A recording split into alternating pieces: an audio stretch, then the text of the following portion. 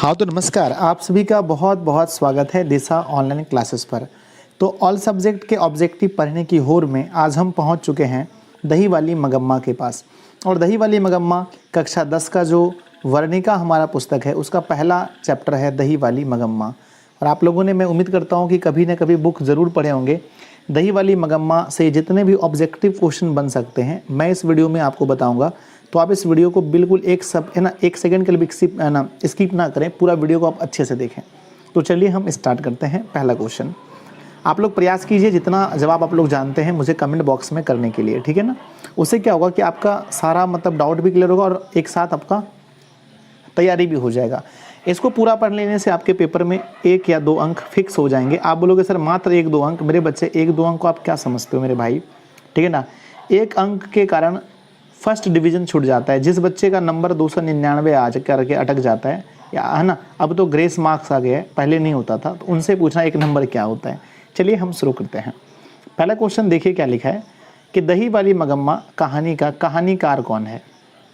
तो आप लोगों को मालूम होगा कि दही वाली मगम्मा के कहानीकार कौन है।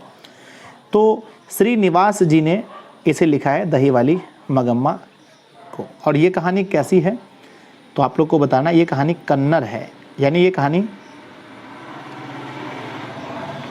केरल की कहानी है, ठीक है ना। केरल भाषा की है इसलिए हम कहते हैं इसे कन्नड़।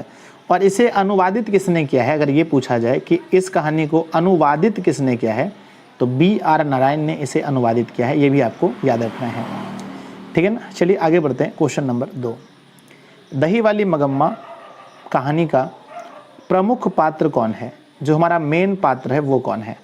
तो दही वाली मगम्मा का जो प्रमुख पात्र है वो कौन सा है। आपके सामने 4 ऑप्शन है, जल्दी कीजिए। मगम्मा option number B. Next question है नंबर 3, दही वाली मगम्मा कहानी का कथावाचक कहाँ से है, यानी ये पूछा गया है कि ये जो कहने वाला कथा है ये कहाँ का है। तो कथावाचक आप लोगों को मालूम है कि मगम्मा उसके यहाँ दही बेचने के लिए जाती थी। मगम्मा उसके यहाँ दही बेचने के लिए जाती थी और वो जो कथावाचक हैं जिसका नाम श्रीनिवास है वो कहाँ थे, बेंगलोर में। तो मगम्मा बही है ना दही बेचने के लिए भी बेंगलोर जाती थी और जो इसके घर से 3 मील दूर था, 3 मील दूर था, ये भी आपको याद रखना है, ठीक है ना। चलिए ऑप्शन नंबर सी होगा। अगला क्वेश्चन देखिए, दही वाली मगम्मा की कहानी किसे संदेश देती है।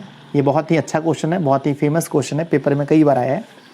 तो दही वाली मगम्मा कहानी जो संदेश देती है माताओं को, पुत्रियों को, बहुओं को या छात्रों को, तो ये संदेश देती है बहुओं को कि उनका जो तालमेल जो है अपनी सास के साथ तालमेल बढ़िया होना चाहिए। और आप लोगों ने देखा होगा दही वाली मगम्मा में उसकी बहू जो होती है जिसका नाम नजम्मा होता है, नजम्मा का अपनी सास मगम्मा के साथ अच्छे संबंध नहीं होते हैं। क्वेश्चन नंबर 5 है, मगम्मा क्या बेचती थी। तो आप लोगों ने चैप्टर में ही उसका नाम में पढ़ा होगा। ऑप्शन दिया गया है दूध, घी, दही या माठा। तो मगम्मा क्या बेचती थी, आप लोगों ने उससे पढ़ा होगा कि मगम्मा दही बेचती थी। ऑप्शन नंबर क्या होगा, सी सही होगा। अगला प्रश्न है, मगम्मा के गांव का नाम क्या था। हमने बताया था कि बेंगलोर से जो 3 मील दूर था लगभग उसका गांव। इसके बारे में कोई पुख्ता नहीं बताया, बोला है शायद, बोला है। आप लोग जैसे है ना बुक पढ़ेंगे वहाँ लिखा है शायद इसका गांव का नाम वेंकटपुर था। क्या था, वेंकटपुर इसके गांव का नाम था, शायद में बोला गया, वहाँ पर भी आंसर नहीं बताया बुक में भी। अगला क्वेश्चन हमारा है कि मगम्मा क्या खाती थी। ये बात है, आप बोलोगे सर मगम्मा खाना खाती थी, नहीं, यहाँ पर ऑप्शन के अनुसार बताना आपको कि मगम्मा क्या खाती थी। पहला ऑप्शन है गुटखा, पान सुपारी, खैनी या इनमें से सभी। आप लोग देखोगे एक जगह आपने चर्चा किया होगा, आप लोग बुक पढ़ेंगे तो वहाँ पर एक जो चर्चा है कि जो रगम्पा था, रगम्पा जो 1 नंबर का जुआरी था, रगम्पा जो था वो मगम्मा से एक बार चूना मांगता है, पता है ना आपको। तो इससे पता चलेगा आपको कि मगम्मा खैनी खाती थी। लेकिन आप लोग ये चीज़ देखेंगे कि मगम्मा जब माँ के यहाँ जाती थी, यानी श्रीनिवास के यहाँ जब जाती थी तो वहाँ पर बैठ के पान सुपारी खाती थी। तो अब क्या लिखोगे, पान सुपारी या खैनी। तो इसका राइट आंसर आप पान सुपारी रहने देना। इस पर देखो, मगम्मा से चूना मांगा था रगम्पा ने, लेकिन ये बात वहाँ नहीं बोला गया था कि मगम्मा खैनी खाती थी। अब आप बोलोगे सर जब खाती नहीं थी तो चूना क्यों रखती थी, ठीक है ना। राइट आंसर यहाँ पर होगा पान सुपारी खाती थी, ठीक है ना। चलो अगला क्वेश्चन हमारा, क्वेश्चन नंबर 8, मगम्मा ने बेटे से अलग होने को कहा था, यानी कि आपको ये बताना है कि किस टाइम अलग होने के लिए बोला था। बेटे से अलग होने के कहा था। तो आपको पता है कि जब सास और बहू में झगड़ा हो गया था तो बच्चे को लेकर के उसकी बहू नजम्मा ने बच्चे को पीट दिया था, इस बच्चे को पीट दिया था। तो मगम्मा ने इसके लिए मना किया था।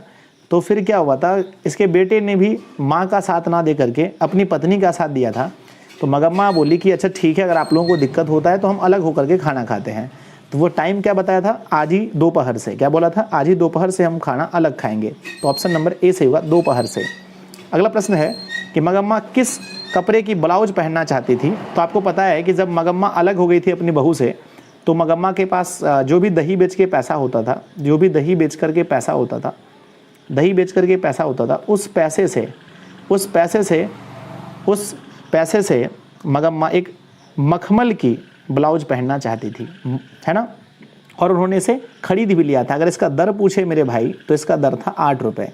और ये उसने पहनते हुए किसको देखा था, ये पहनते देखा था श्रीनिवास को। किसको देखा था, श्रीनिवास को, माँ जी को पहनते हुए देखा था ना, माँ जी को पहनते हुए देखा था। अगला क्वेश्चन हमारा क्या है कि रगम्पा कहाँ का रहने वाला था, है ना। ऑप्शंस आपके सामने दिए गए हैं कि है ना।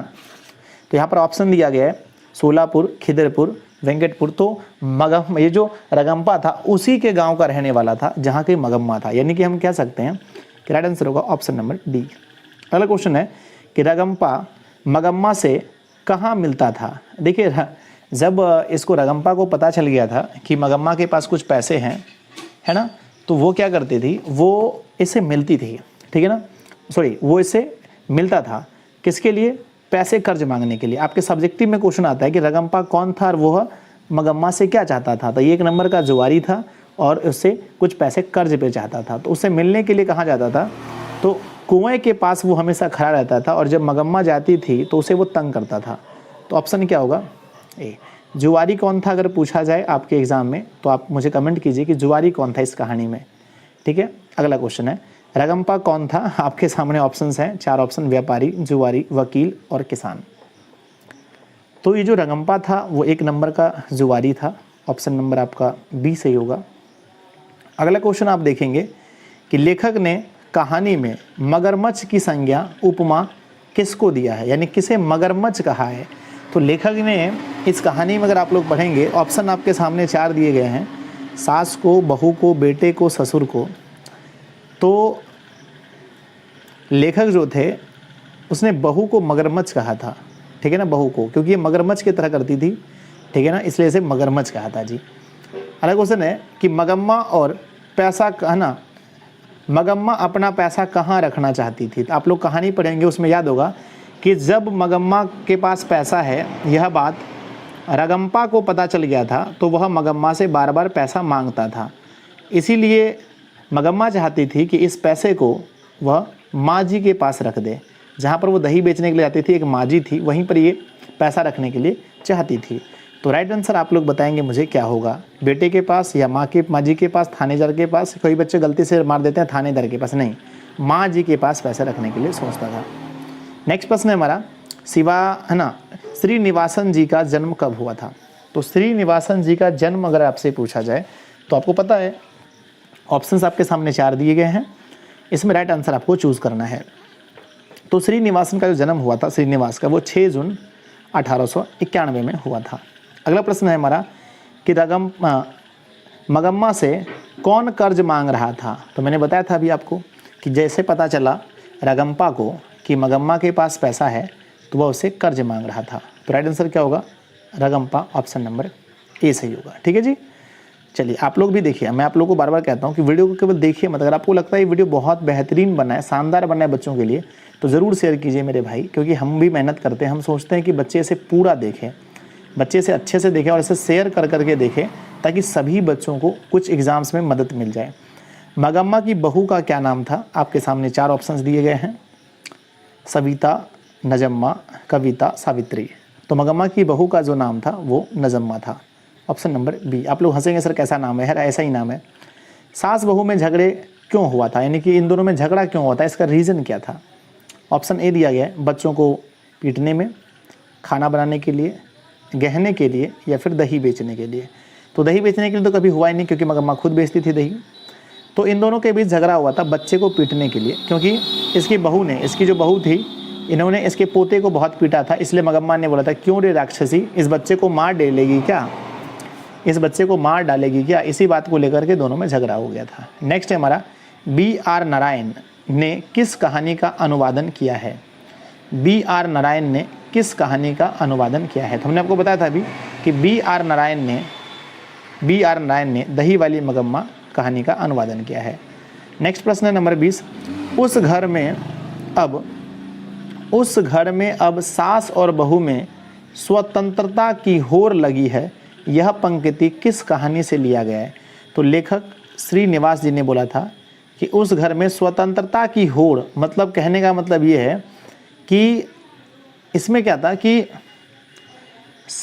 जो बहू थी वो भी इसके बेटे पर अधिकार जमाना चाहती थी, अपने पति पर, और जो माँ थी वो भी अपने बेटे पर अधिकार जमाना चाहती थी।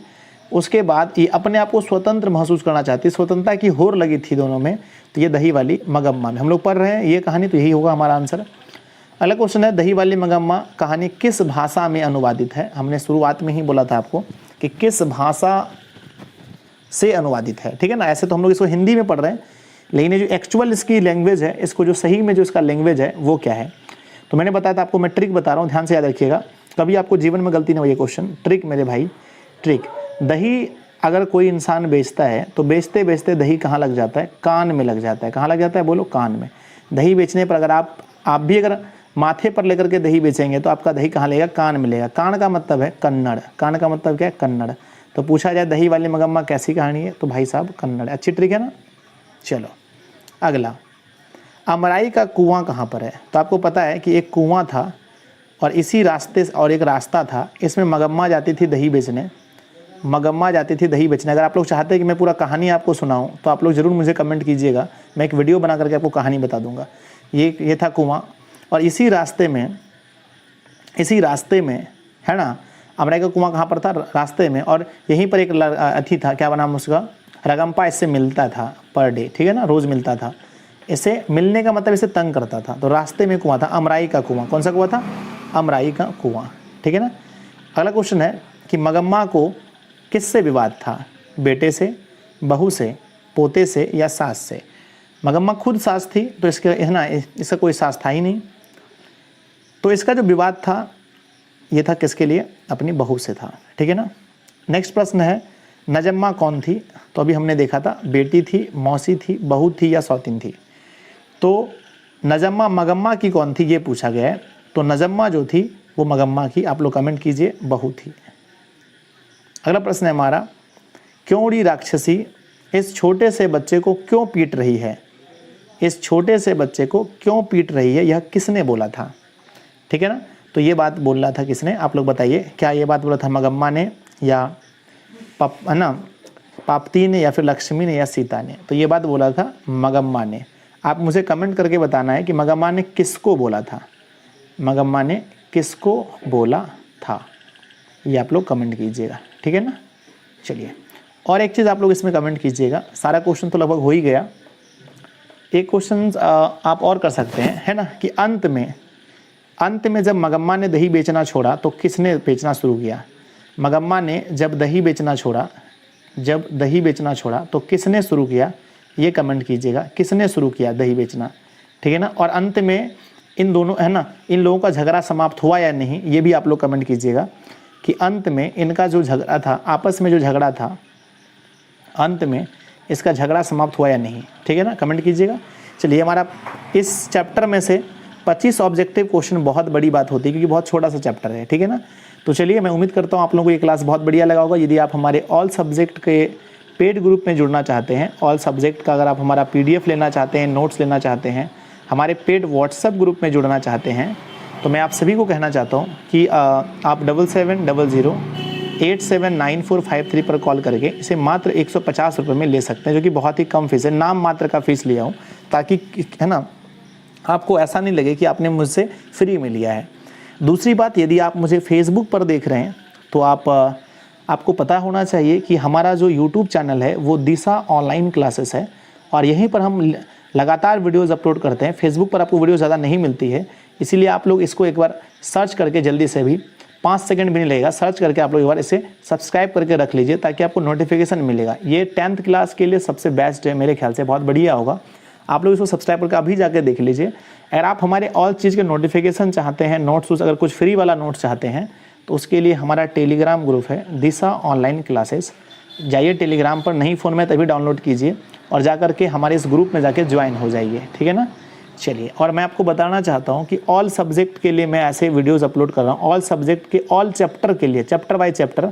तो जाकर के आप मेरे यूट्यूब पर प्लेलिस्ट पे जरूर देखिए, जाके मैंने बना के रखा है प्लेलिस्ट, जाके देखिए, मैंने ऑल सब्जेक्ट के लिए रखा है, ठीक है ना। धन्यवाद आप सभी का। अगले है ना, अगला क्लास आपको बहुत जल्दी मिलेगा, उसके लिए आप सभी लोग नोटिफिकेशन में ऑल दबा करके रखें। जय हिंद।